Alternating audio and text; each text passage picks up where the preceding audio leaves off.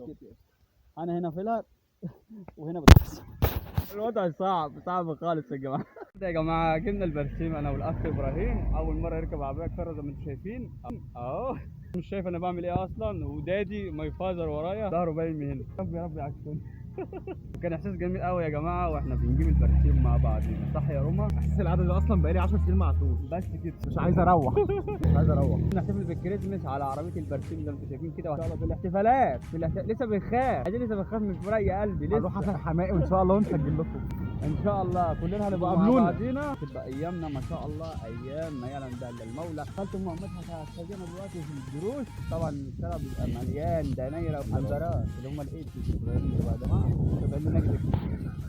يا خالتي ام عماد، خالتي ام عماد، خالتي ام عماد بتصور معانا النهارده بقى يا جماعه صباح الكريسماس. بدأ اشارككم في حاجه كده ما شاء الله، عندنا حماره ربنا يعني يحفظها من الحسد على طيارها، حقنا فيلر او مش عارف هي حقنا ايه دي. شايفين كده يا جماعه، ده بوتكس وده فيلر. اول مره اشوف حماره كده يا جماعه. ما شاء الله ما شاء الله لا قوه الا بالله. لا مش كده، انا هنا فيلر وهنا بتحصل. بكره يطير. الوضع صعب خالص يا جماعه. اخر مغرب سنه 2022 صابح أول يوم 2023. يا رب اجعلها سنة سعيدة على الكل، ويرحم كل من فقدناهم في هذا العام أو في الأعوام الماضية، ويرحم جدته وسائر موتانا يا رب، ويشفي مرضانا ومرضى المسلمين، ويصلح حالنا وحال شباب المسلمين يا رب. اجعلها أيام إن شاء الله سعيدة جميلة. أنا طبعا في الأجواء هنا في المكان اللي أنا نشأت فيه عند بيت جدتي رحمة الله عليها ورا هنا كده. تحب تقول ايه يا ابراهيم؟ الحاجات اللي انت شفتها في 2022 او مريت بيها من صحبة، من كل حاجة قابلتها في حياتك في السنة دي، تحب تقول لهم ايه؟ ربنا يهدي. انا ما كانتش حلوه خالص، يعني هي زي ما كل سنه بتيجي برضو نقول سنه حلوه بمرها وبحشتها الواحد اكتشف وحلاوتها حاجات كتير في السنة دي فعلا. اكتشفنا حاجات كتير جدا، فاللي هو لا يعني ربنا يرحمنا برحمته وربنا يهدي الناس كلها. بسبب غلو الاسعار اللي الناس عايشة فيها، والله الحاجة بجد بقت يعني. لا تطاق في مصر، بقت صعبة، الحياة بقى صعبة. احنا طبعا لسه على البر الحمد لله. 30,000 جنيه صندوق. ان شاء الله بمشيئة الله وربنا العالم ما في الغيب. الايام الجايه هتبقى